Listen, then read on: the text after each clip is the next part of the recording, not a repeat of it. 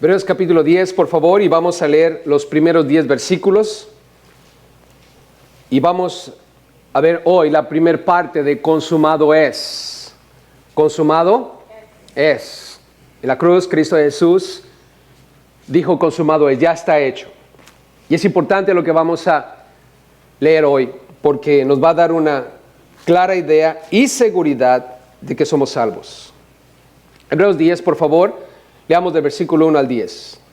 Porque la ley, teniendo la sombra de los bienes venideros, no la imagen misma de las cosas, nunca puede, por los mismos sacrificios que se ofrecen continuamente cada año, hacer perfectos a los que se acercan. De otra manera cesarían de ofrecerse, pues los que tributan este culto, limpios una vez, no tendrían ya más conciencia de pecado. Pero en estos sacrificios cada año se hace memoria de los pecados, porque la sangre de los toros y los machos cabríos no puede quitar los pecados. Por lo cual entrando en el mundo dice, sacrificio y ofrenda no quisiste, mas me preparaste cuerpo, holocaustos y expiaciones por el pecado no te agradaron. Entonces dije, he aquí que vengo, oh Dios, para hacer tu voluntad, como en el rollo del libro está escrito de mí, diciendo primero, sacrificio y ofrenda y holocaustos y expiaciones por el pecado no quisiste, ni te agradaron, las cuales cosas se ofrecen según la ley. Y diciendo luego, he aquí que vengo, oh Dios, para hacer tu voluntad. Quítalo primero, para establecer esto último. Versículo 10 dice, en esa voluntad somos santificados mediante la ofrenda del cuerpo de Cristo Jesús, hecha una vez para siempre. Consumado es. Hermanos, el capítulo en los primeros 18 versículos que vamos a estar estudiando en dos partes nos presenta la clara idea de lo que Dios hizo por nosotros. Así es que veamos lo que esto implica, hermanos. El autor, en primer lugar, nos va a hablar acerca de cómo los sacrificios que se hacían de acuerdo a la ley, lo único que hacen es traer memoria de los pecados. Y ese es un asunto que inquieta. Pero veamos cómo es que esto funcionaba.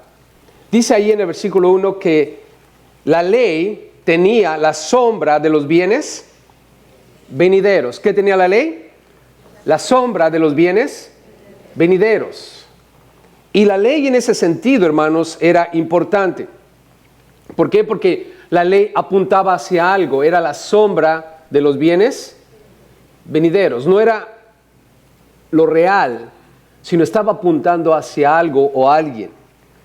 Y la ley, hermanos, de acuerdo a las Escrituras en Gálatas capítulo 3, dice que la ley nos lleva a Cristo. ¿A quién nos lleva? A Cristo, es la idea hacia Cristo. La Biblia dice en Romanos que la ley es santa, es buena, es justa. También la ley, como dice Romanos, no puede salvarnos. Por las obras de la ley ningún ser humano será justificado. El hombre no puede justificarse por las obras de la ley porque nosotros somos pecadores. ¿Estamos de acuerdo, iglesia? No podemos, pero la ley es importante y tiene una función y es llevarnos a Cristo. Es, como dice la Biblia, nuestro ayo. Es como ese mentor que te lleva de la mano hacia un lugar. Pero vean ahí en el versículo 1 dice que es la sombra, no la imagen misma de las cosas. No es la imagen, no es la realidad. Entonces, cuando el pueblo de Israel hacía los sacrificios, no estaban viendo la realidad, no estaban viendo lo que venía, sino solamente era algo simbólico que les mostraba a quien vendría eventualmente, y esto es Cristo Jesús. Entonces, no es la imagen de las mismas cosas. Y observa el versículo 1. Dice, nunca puede. Nunca puede. ¿Qué no puede? Al final del versículo dice, hacer perfectos a los que se acercan. Nota, nunca puede hacer perfecto a los que se acercan. O sea que la gente, observa, dice el versículo 1, traía sacrificios y los ofrecía continuamente, ¿cada cuándo? ¿Cada qué? Cada año. Eran sacrificios anuales. Y entonces el pueblo venía y hacía esos sacrificios y los ofrecía continuamente cada año. Nota la palabra ahí, continuamente. Y si era continuamente es porque no podía perfeccionarlos, no podía completar lo que tenía que ser completado en ellos. Y esto es quitar su pecado. Ahorita lo vamos a ver. Entonces el pueblo de Israel venía y de acuerdo a la ley tenían que ofrecer esos sacrificios cada año. Y era sombra de lo que había de venir. Vean conmigo el versículo 2. Explica el hecho de que esa continuidad de sacrificios no podía limpiar la conciencia. Dice que no puede hacer perfectos a los que se acercan. De otra manera, cesarían de ofrecerse. Pues los que tributan este culto, o los adoradores, o los que están cumpliendo la ley, limpios una vez, no tendrían ya más conciencia de ¿qué? De pecado. Entonces, imagínate que tú eras parte del pueblo de Israel. Y es tu primer año. Vienes trayendo tu sacrificio. Y lo entregas. Pero la ley dice que tienes que regresar el próximo año. Entonces, estás allí, entregas tu sacrificio, y una vez que el sacrificio se hace por tu pecado, te vas a casa pensando, tengo que regresar el próximo año. Tengo que regresar el próximo año. Ahora, ¿qué es lo que ese sacrificio hacía? De acuerdo a la Biblia, cuando lees la ley en Levíticos, la Biblia dice que ese sacrificio cubría tu pecado. Obtenías el perdón por lo que habías hecho. Pero ese sacrificio no quitaba tu pecado.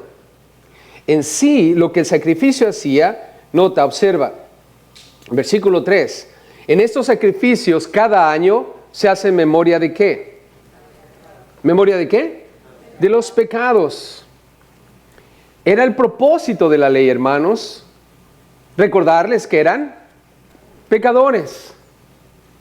Entonces llegabas con tu sacrificio bien contento porque el animal va a ser sacrificado por tu pecado y ya fue sacrificado ahora. El sacerdote hacía todo lo que tenía que hacer y obtenías el perdón por tus pecados cometidos, pero regresabas a casa pensando, el año que entra voy a tener que regresar porque soy un pecador. Y cada año era continuo. Y el hecho de que tenía que hacerse continuamente, como dice aquí la Escritura, implicaba que no podía perfeccionar a nadie. ¿Están conmigo en eso, hermanos?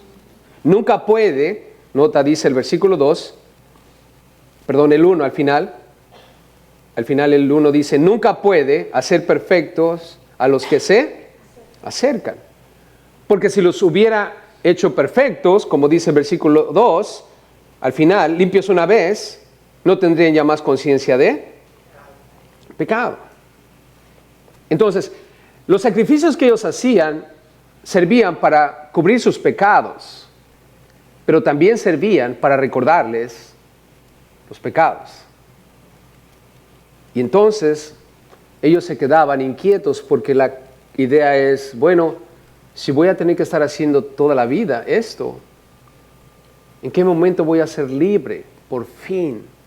¿En qué momento voy a ser completamente perdonado? ¿Tendré esperanza para ser perdonado? ¿Y qué tal si me muero y no me da tiempo de hacer mi sacrificio? ¿Me voy a morir en pecado? ¿Observas cómo la conciencia de ellos no estaba limpia, hermanos? A diferencia de nosotros, por ejemplo. Nosotros venimos a la iglesia todos los domingos. Es nuestro hábito. Es lo que hacemos. Si lo hacemos en obediencia a Dios, no dejes de congregarte como algunos tienen por costumbre. Y lo hacemos. Pero ¿alguno de ustedes está preocupado de morirse a media semana? Porque a lo mejor no le da tiempo venir a la iglesia para pedir perdón. ¿Estaremos preocupados por eso, hermanos? Yo no estoy preocupado por eso. De hecho, yo preferiría morirme un sábado antes de venir a la iglesia. para no levantarme tan temprano, ¿verdad? Y sábado en la noche para morirme bien contento. O sea, yo no paso mi vida pensando, ay, ojalá me muera en el momento preciso para irme limpio y perdonado y bien confesado. Y hasta persinado, si es posible. Yo no vivo de esa manera, yo no sé tú cómo vives. A mí realmente no me interesa qué día o qué momento parta de esta tierra. ¿Por qué? Porque estamos en una situación completamente diferente ahora. Y ahorita lo vamos a ver. Pero ellos, hermanos, tenían una conciencia que no estaba limpia. ¿Y por qué? Porque esos sacrificios no podían limpiar sus conciencias. Ellos tenían que hacer esos sacrificios y estaban constantemente inquietos porque, como tú y como yo, en una naturaleza pecaminosa pecamos contra Dios. ¿Acaso no? ¿Cuántos pecaron esta semana contra Dios? Y los demás pecaron por mentirosos. Yo no. Ustedes que están inmaduros. Todos pecamos de alguna manera. Por ejemplo, ¿alguien se le olvidó orar esta semana? ¿Alguien se le olvidó orar? ¿Estamos tan ocupados que se le olvidó? ¿O leer la Biblia? ¿Sí? ¿Es pecado no leer la Biblia? ¿Es pecado no orar? Claro, no tenemos que hacer cosas malas para pecar. La Biblia dice que sabe hacer lo bueno y no lo hace, le es ¿qué? Pecado. Somos pecadores, hermanos. Pero, imagínatelos a ellos. Antes de Cristo, obviamente. No tenía la mente o la conciencia limpia. Vean conmigo ahora en el versículo 3. Dice, cada año se hace memoria de los pecados. Estaban siempre conscientes de su culpabilidad. Y aquí es cuando entendemos el propósito de la ley. El propósito de la ley, hermanos, es de que todos nosotros entendamos que somos pecadores y que tenemos que buscar al Mesías, aquel que va a quitar el pecado del mundo. Ahora, vean el versículo 4. Claramente el autor nos dice que la sangre de los toros y los machos cabríos, ¿qué no puede hacer, hermanos? ¿Qué no puede hacer? Quitar los pecados. No puede quitar los pecados. O sea, una persona traía su sacrificio y era perdonado gracias a ese sacrificio y su pecado era cubierto. Pero lo que no podía hacer ese sacrificio era quitarle los pecados. El único que puede hacer eso, hermanos, es Jesús. ¿Estamos de acuerdo? La Biblia dice claramente que el Señor iba a alejar nuestras rebeliones. Así como está lejos el oriente del occidente, Dios iba a alejar nuestro pecado de Él. Eso está en el Salmo 103, versículo 12. Salmo 103, versículo 12. Tu pecado va a estar de mí tan lejos como el oriente del occidente. Y el oriente del occidente está hablando del este y el oeste. Si tú empiezas a viajar hoy hacia el este, ¿un día vas a llegar al oeste o vas a seguir siempre caminando hacia el este? Si tú te arrancas para el este, siempre vas a ir hacia el este porque es un círculo. Para ir hacia el oeste tienes que dar la vuelta, irte para el revés. Pero nunca vas a llegar al este. ¿Capish? En cambio, si estás en el sur y quieres ir para el norte, ¿un día vas a llegar al norte? Claro, porque está hacia arriba. Es diferente. Dios no dijo del sur al norte. Si tú te arrancas del sur hacia el norte, vas a llegar al norte y eventualmente empiezas a bajar hacia el sur. Pero si tú te arrancas hacia el este, nunca vas a llegar al oeste. Siempre vas a estar dando vueltas hacia el este. ¿Y hasta cuándo vamos a parar? Pues hasta que te canses. ¿Por qué Dios dijo eso? Para que entiendas que así está de lejos para Dios tu pecado de Él. Y eso para mí es glorioso, hermanos. Si hubiera dicho del norte al sur, me hubiera puesto a pensar y estaría yo preocupado, hermanos. Pero Dios de alguna manera está dejando saber que nunca Él va a tener nuestro pecado delante de Él si estamos en Cristo. Ustedes se acuerdan de David cuando le dijo a Dios después de pecar, purifícame con hisopo y seré limpio, lávame y seré más blanco que la nieve. Un pasaje glorioso en el Salmo 51. Leemos cómo David quebrantado, venía diciéndole a Dios, purifícame, lávame, quiero ser más blanco que la nieve. Y David sabía que había un Mesías que vendría para quitar su pecado. Él estaba consciente de su pecado porque él participaba de los sacrificios, él era parte de todo eso, porque a él le tocó vivir en esa época. Pero él tenía en su mente la conciencia de que iba a haber un Mesías, que le iba a quitar sus pecados, que lo iba a lavar, que lo iba a purificar y lo iba a dejar completamente limpio. Pero no era a través de los sacrificios. ¿Se acuerdan en Isaías capítulo 1 cuando Dios por medio del profeta dice, vengan? Dios dijo esto, vengan y estemos a cuenta. Si vuestros pecados fueren como la grana, como la nieve serán emblanquecidos. Y si fueran rojos como el carmesí, vendrán a ser como blanca lana. Isaías 1:18. Dios lo dijo, vengan, estemos a cuentas. Yo los voy a limpiar por completo. Pero una vez más, no era a través de los sacrificios, porque los sacrificios no pueden quitar el pecado. Lo único que podían hacer era perdonarlos en ese momento de su pecado, pero tenían que regresar cada año. Vean conmigo, ahí denle vuelta a sus hojas, Hebreos 8:12, por favor. Hebreos 8:12. Porque seré propicio a sus injusticias y nunca más me acordaré de sus pecados y de sus iniquidades. Va a la par con todo lo que les mencioné en los Salmos y en Isaías cuando dice, purifícame, lávame, tu pecado va a estar lejos de mí como está el oriente del occidente. Pero es a través de la persona de Jesús, hermanos, no a través de los sacrificios. Entonces, en resumidas cuentas, lo que hemos visto hasta ahorita, el pueblo de Israel traía su sacrificio, obtenían el perdón, pero tenían que regresar cada año. Y ese sacrificio les recordaba año tras año de sus pecados. Y apuntaba a una persona llamada Cristo Jesús, que un día iba a quitarles sus pecados. Y aquí es cuando venimos a esta idea del versículo 5 al 10. Y recuerdo cuando Juan, el Bautista,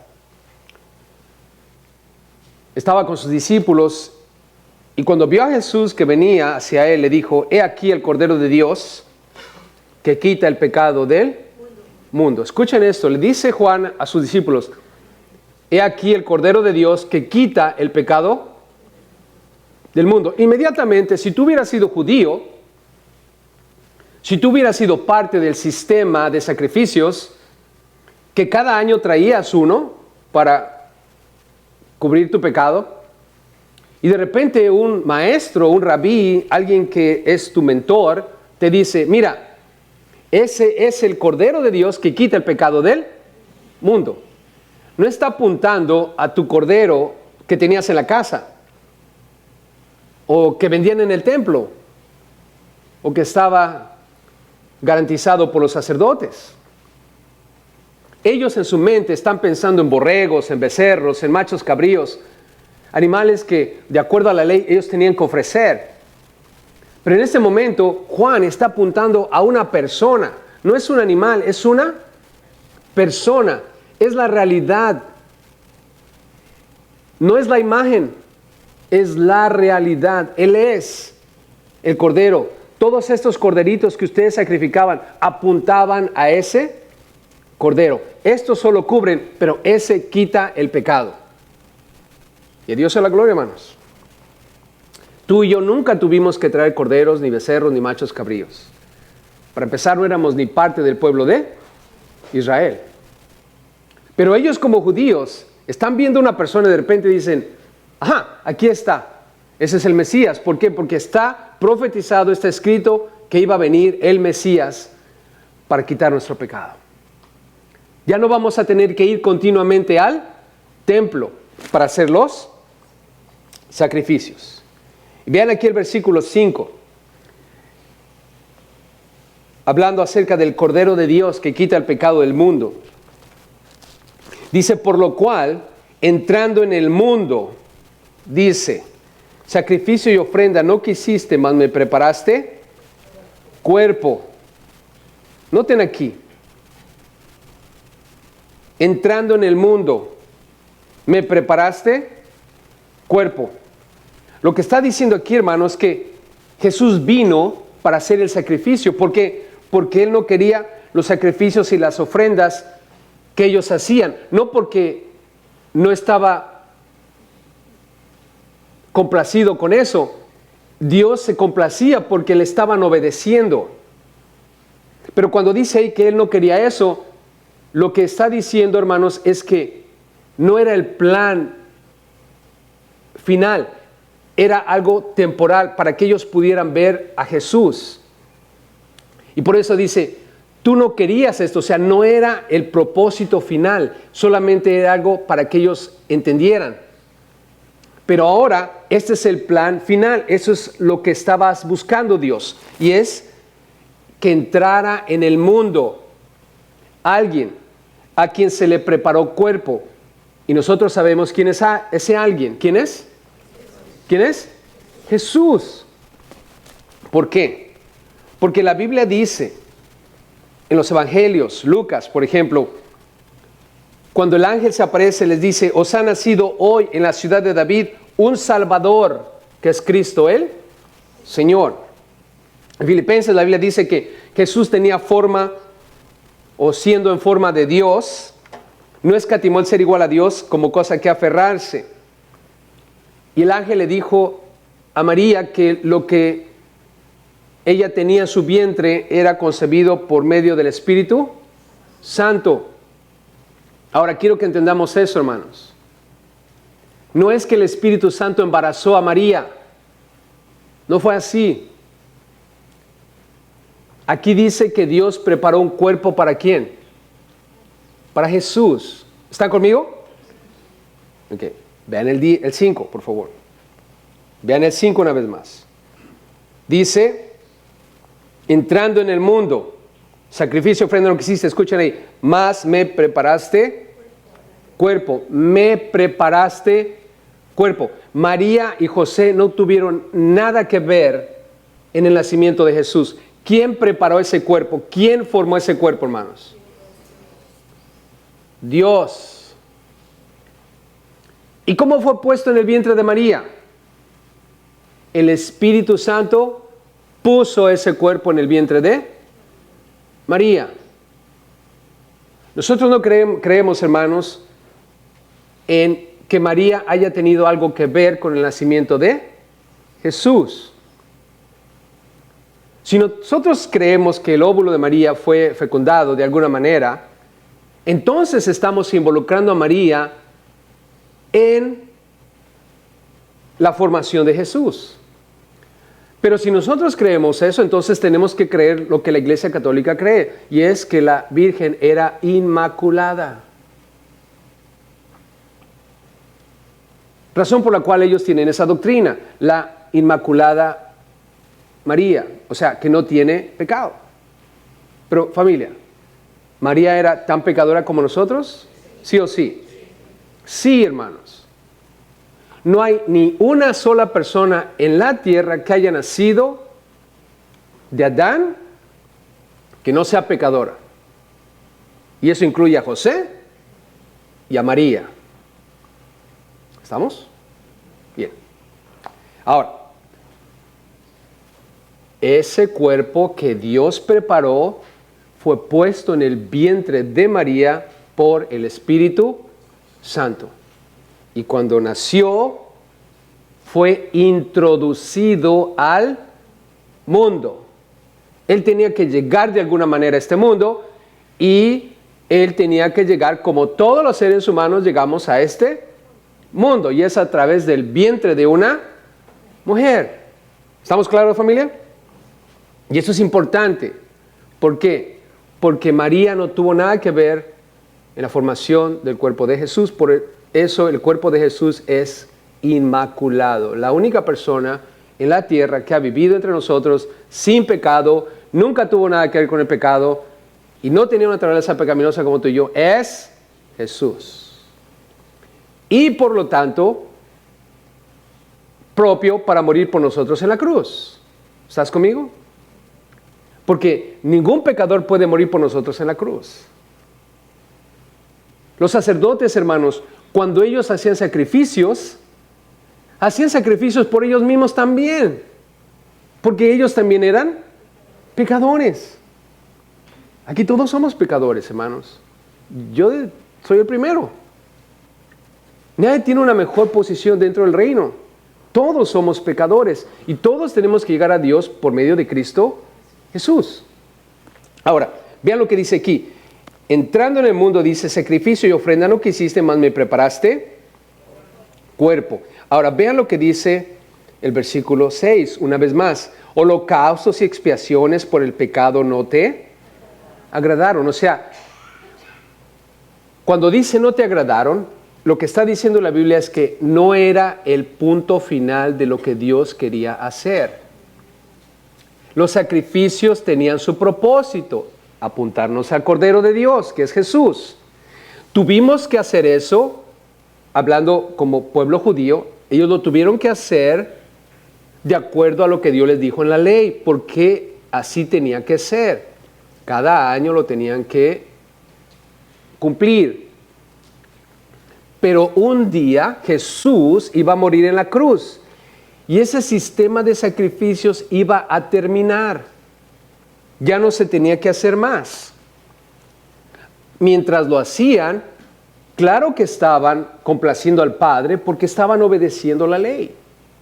Y lo que Dios quiere es que cumplamos la ley, su ley. La ley de Dios es perfecta, es santa, es de Dios. Dios lo dijo, háganlo así.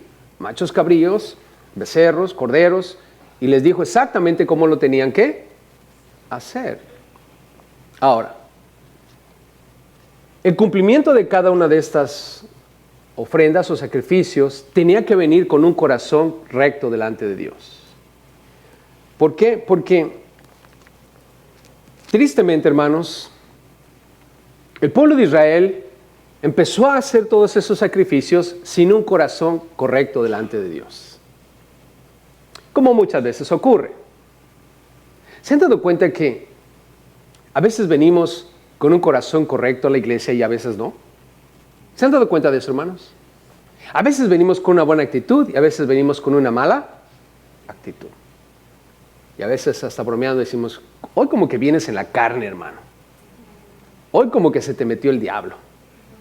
O lo más espiritual dicen como que se te salió la palomita. Y es porque, hermanos, estamos en la carne. Y lo que es de Dios a veces se puede convertir en solo una rutina. Venimos, cantamos, nos saludamos, damos los anuncios, me predican, nos vamos. Y si hay cafetería, comemos. ¿Verdad que sí?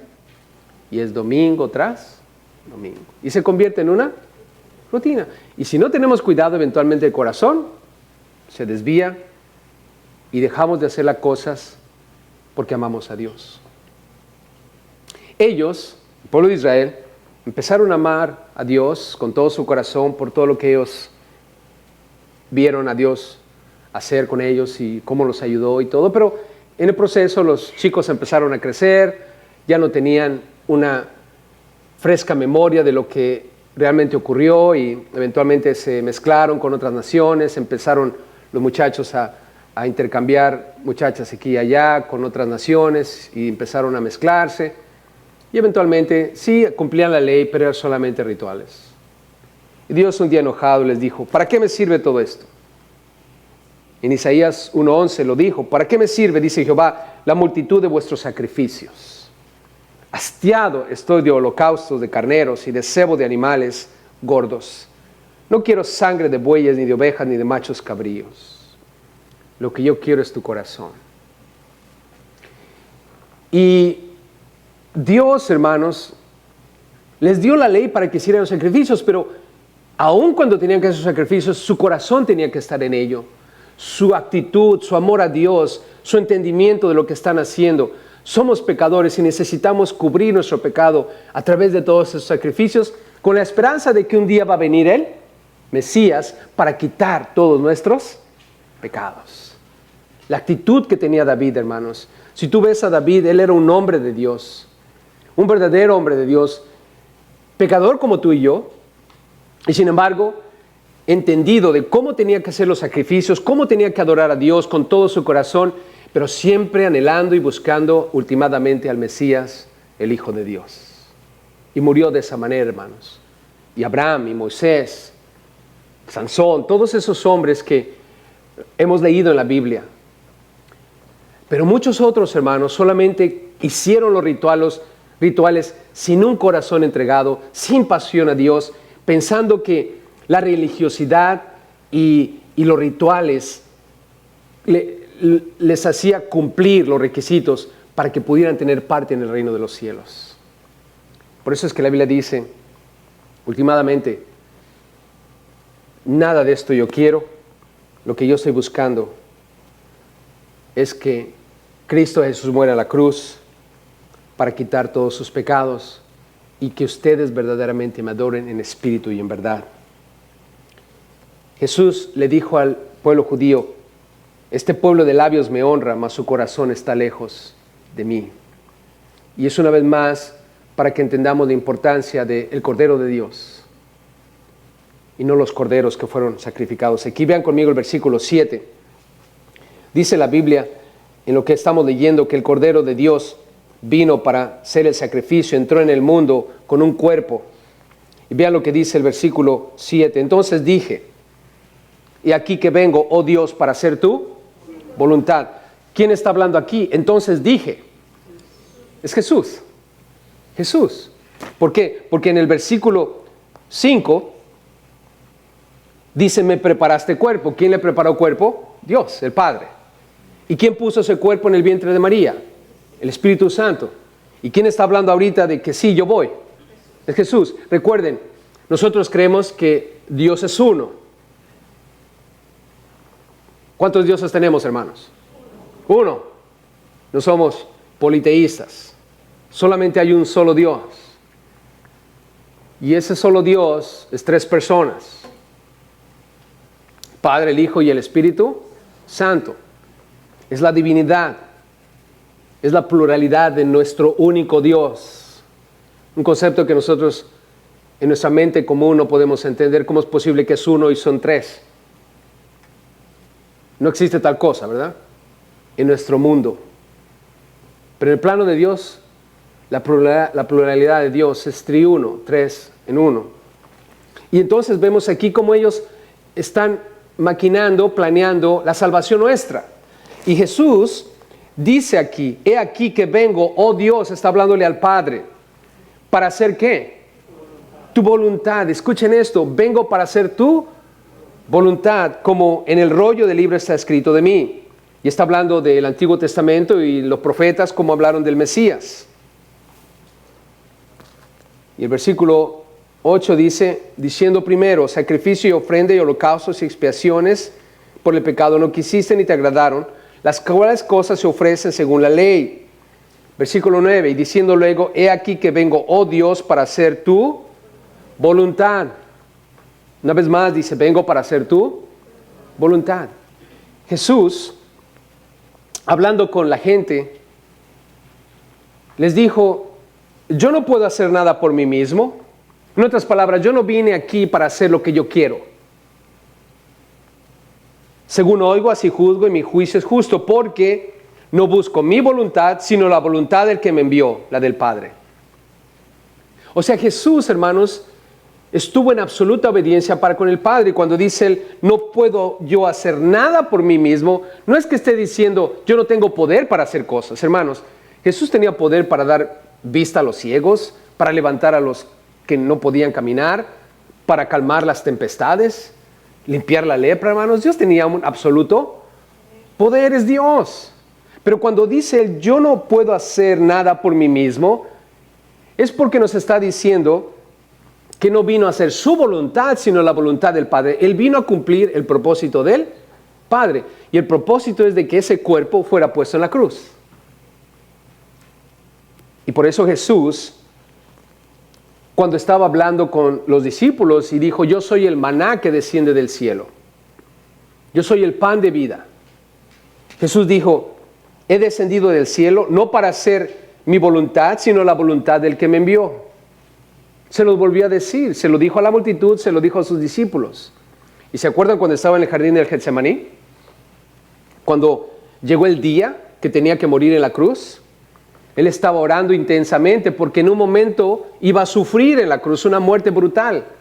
Y si ustedes han visto la película de la Pasión de Cristo, tienen una pequeña idea de lo que Jesús pasó. ¿Cuántos pudieron terminar toda la movie sin sentir ñáñaras, como decía Ñoño?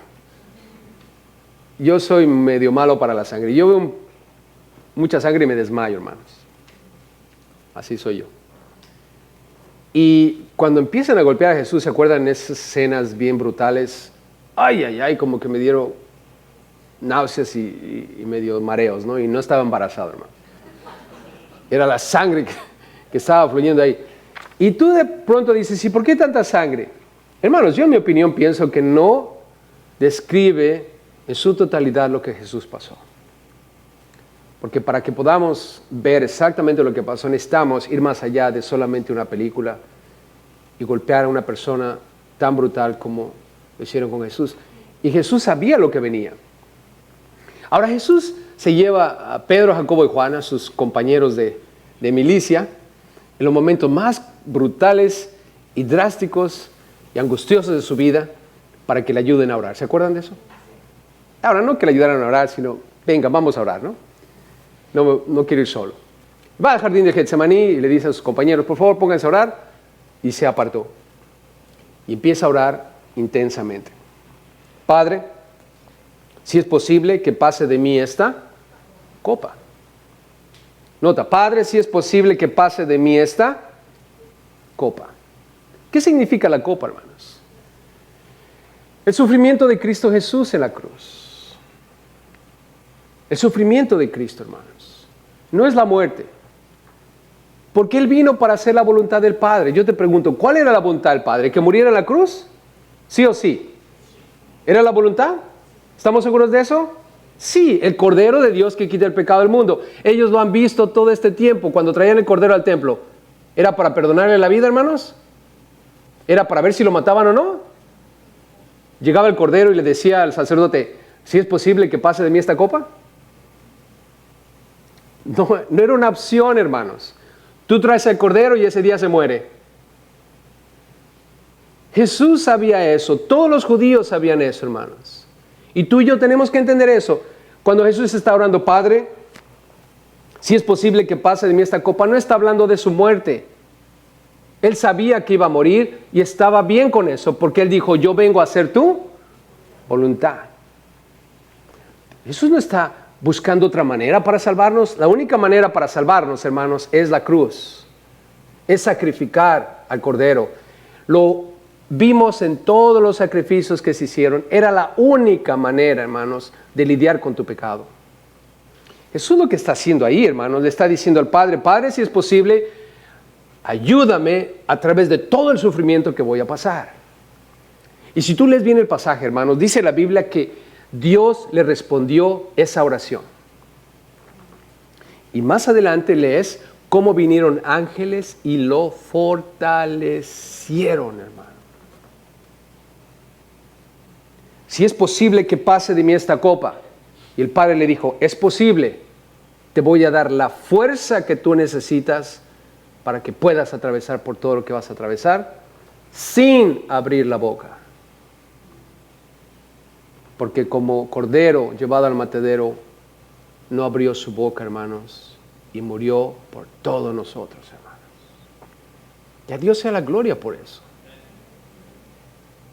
Y en medio de toda esa oración que estaba haciendo Jesús, si es posible que yo pueda aguantar todo esto, dame las fuerzas. Y Dios le contesta esa oración, Jesús recuerda la voluntad, y es que Él muriera. Por eso dice, si quieres que pase de mí esta copa, está bien, pero últimamente no se haga mi voluntad, sino la tuya. O sea, Jesús no está pidiendo no ir a la cruz, hermanos. Jesús no tenía miedo de ir a la cruz, hermanos. ¿Ustedes piensan que Jesús tenía miedo de ir a la cruz, hermanos? Es Dios. ¿Dios le tendrá miedo a alguien? Oh, Jesús dijo, a mí nadie me quita la vida. ¿Quién mató a Jesús? Unos dicen que los judíos, otros dicen que nosotros, con nuestro pecado matamos a Jesús. Hermanos, Jesús dijo, a mí nadie me quita la vida. Yo la entrego por mí mismo.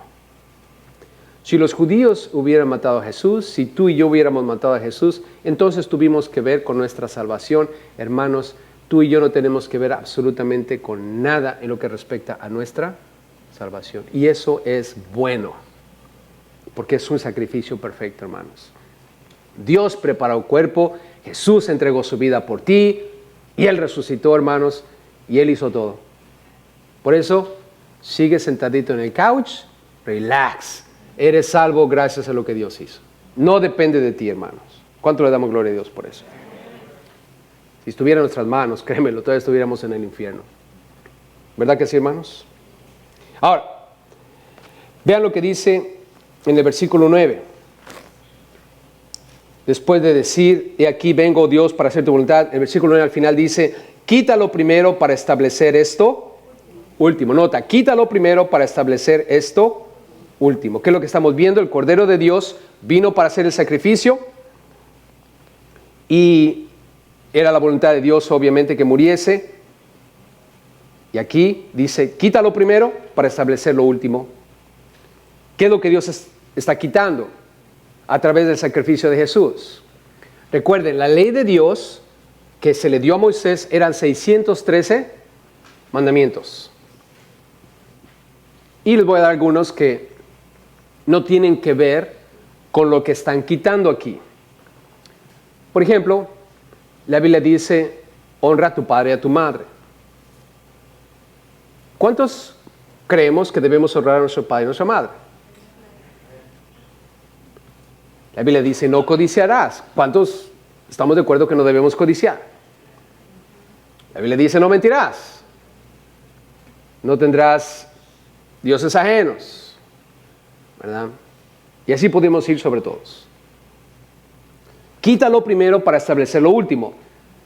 ¿Esto quiere decir que Dios ya quitó el no codiciarás? ¿Ahora podemos codiciar? ¿Esto quiere decir entonces que ya no debo honrar a mi padre y a mi madre porque Dios ya quitó eso? No, hermanos.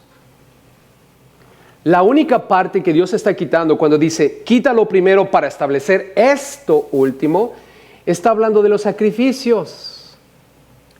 Yo debo honrar a mi padre y a mi madre, yo no debo codiciar, yo no debo mentir, yo no debo hacer todo lo demás. Pero lo que ya no debo hacer es traer corderos, becerros para ser sacrificados al templo. Todo ese sistema de sacrificios, hermanos, ya no está más. Ya no lo necesitamos más. Eso debe ser quitado para establecer lo otro. ¿Y qué es lo otro? El sacrificio de Cristo. ¿Amén? Entonces, si alguien te pregunta, ¿ya no tenemos que cumplir la ley? No, claro que tenemos que cumplir la ley. ¿Tenemos que cumplir la ley de Dios? Sí, hermanos. No es bueno codiciar. No es bueno faltarle respeto a nuestros padres. No es bueno robar. No es bueno matar. No hagas todas esas cosas. Tenemos que cumplir la ley de Dios. No, pero ya no estamos bajo la ley. ¿Y quién te dijo que no estamos bajo la ley? Nosotros no vivimos como si no tuviéramos ley. Quizás lo que quieres decir es que ya no tenemos que cumplir la parte de la ley que tiene que ver con los sacrificios. Entonces estamos de acuerdo ahí. Pero yo tengo que seguir cumpliendo el no matarás, no robarás, no tendrás dioses ajenos, no codiciarás, etcétera, etcétera. La única parte que no tengo que hacer más es traer sacrificios. ¿Por qué? Porque hay un solo sacrificio ahora. Y es el sacrificio de Cristo Jesús, hermanos. ¿Estamos de acuerdo? Por lo tanto, aquí dice, quítalo primero. Esos sacrificios, quítalos para establecer este último sacrificio. Y mi relación y tu relación con Cristo Jesús, hermanos, es gracias a lo que Él hizo por nosotros. Ahora, mira lo que dice el versículo 10. Y en esa voluntad somos santificados mediante la ofrenda del cuerpo de Cristo Jesús. Escucha, hecha una vez para siempre. En esa voluntad somos ¿qué? ¿Somos qué? Santificados. ¿Cuántos santos vemos en la casa? ¿Ya vemos varios? ¿Santos? Ahora, ¿cuántos no se sienten santos? El hecho de que no te sientes santo, ¿quiere decir que no eres santo? ¿Cuántos realmente creen que son santos? La palabra santo, hermanos, claro que tiene que ver con santidad, tiene que ver con separación del pecado, tiene que ver con estar apartados, y ese es el concepto. Pero quiero decirte una cosa. Dice aquí en el versículo 10, en esa voluntad.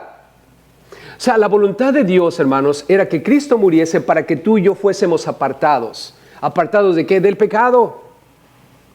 Y apartados de todo lo que hay aquí en este mundo que no tiene que ver con Dios. Y debemos vivir de esa manera. Pero Dios, hermanos, nos ve a ti y a mí en esa posición. Somos santos. Yo no creo que sea un proceso. Porque dice aquí que somos santificados una vez para siempre. Ahora, tenemos que entender una cosa, hermanos. Realmente no somos santos. En la realidad nuestra no lo somos. Somos pecadores. ¿Cuántos estamos conscientes de que somos pecadores, hermanos? Quiero que entendamos eso, hermanos, porque lo somos. Pero la realidad es de que en este momento realmente no soy santo estrictamente porque hay una naturaleza pecaminosa en mí. Pero delante de Dios yo soy santo.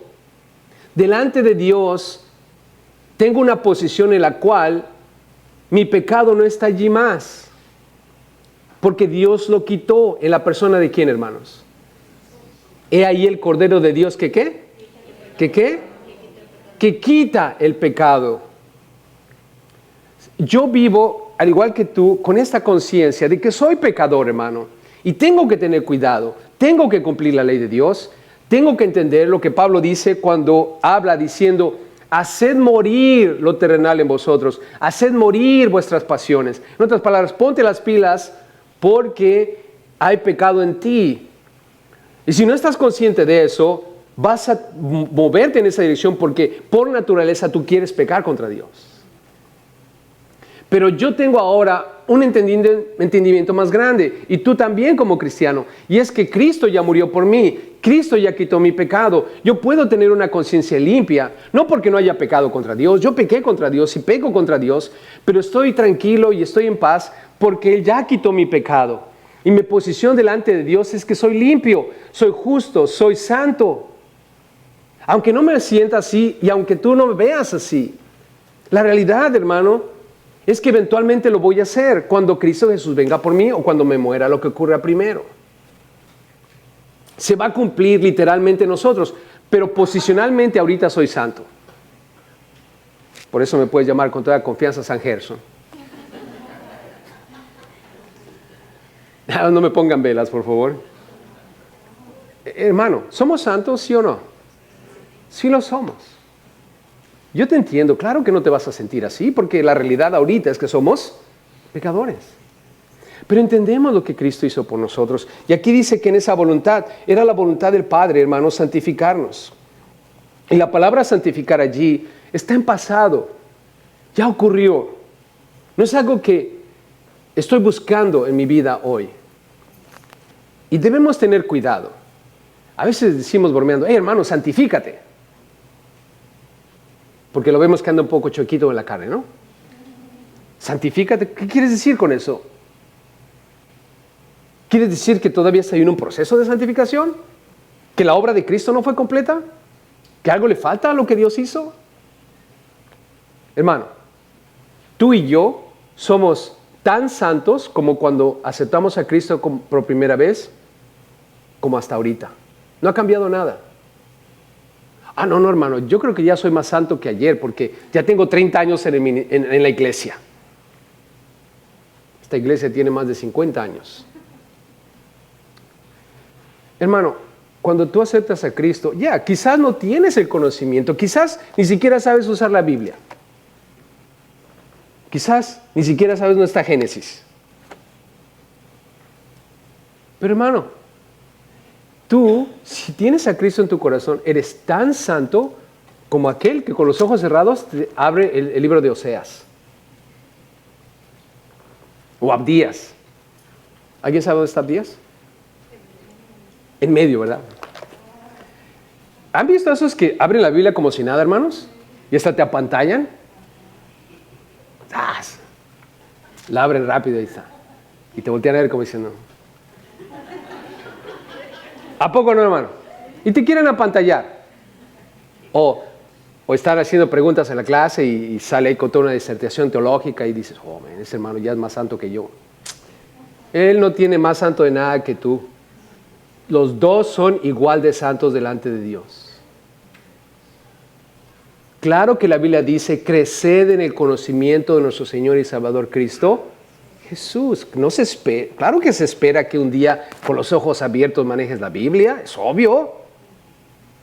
Pero no te sientas mal si no la sabes usar. Tú eres tan salvo, tan santo, tan justificado como yo o cualquier otra persona que tiene 20, 30 o 50 años en el cristianismo, hermanos. Amén. ¿Por qué? Porque nuestra salvación, nuestra justificación, nuestra santificación fue hecha en la cruz por Cristo Jesús, hermanos. Y créemelo, lo que Jesús hizo en la cruz es perfecto. Amén. Por lo tanto, ustedes que se creen santurrones, más allá de lo que deben, no ofendas a nadie ni avergüences a nadie, hermano. Y ni siquiera menosprecies a los que se acaban de convertir. Oh, es que es novato el hermano. Se acaba de convertir. No. Él es tan santo como tú. Ni más ni menos. Todos somos santos delante de Dios. Ahora, vean lo que dice el versículo 10. Dice que la voluntad del Padre era apartarnos y es mediante la ofrenda de ¿quién? La ofrenda del cuerpo de ¿quién? De Cristo Jesús. Si alguien te pregunta, ¿por qué eres santo? ¿Gracias a qué? La ofrenda. Y cuando piensas en la ofrenda, piensa en lo que ellos pensaban. Traían el borrego, traían el macho cabrío, traían el becerro, ¿para hacer qué? Sacrificado. Eso es lo que implica la ofrenda. Cristo se entregó por ti y por mí. Y si alguien te pregunta, ¿por qué tú eres santo? ¿Por qué eres salvo? No vas a decir, porque voy a la semilla. Una cachetada guajolotera. No, hermano. Porque sé Juan 3:16, porque entiendo el Evangelio. No, hermano, tú eres salvo por el sacrificio de Cristo Jesús. Amén. Entonces, terminamos con esto en el versículo 10. Y en esa voluntad, dice, somos santificados mediante la ofrenda del cuerpo de Cristo Jesús, hecha una vez para qué, hermanos? Una vez para siempre. Por eso, cuando hablamos de la ley, si alguien te pregunta, ¿qué parte de la ley no debemos cumplir o no debemos buscar hacer? Es la parte que tiene que ver con los sacrificios. Razón por la cual los romanos destruyeron el templo en el año 70 hasta abajo, hermanos. ¿Saben qué hubiera pasado si el templo se hubiera quedado ahí? Todavía seguirían los judíos, Israel, haciendo sacrificios, pero Dios dijo, no más, ni piedra sobre piedra para que no se les ocurra a estos venir a hacer esto aquí, porque no podemos hacer eso más. Así es que cada vez que tú veas en la Biblia pasajes donde la ley dice que hay que hacer sacrificios, solamente lo que tienes que hacer es seguir honrando al único sacrificio que agrada a Dios, y ese sacrificio de Cristo Jesús. Amén. Los holocaustos eran para presentar ofrenda de adoración delante de Dios. Ahora nosotros venimos a adorar a Cristo Jesús, quien es nuestro sacerdote y nuestro sacrificio, y es el Cordero de Dios que quita el pecado del mundo.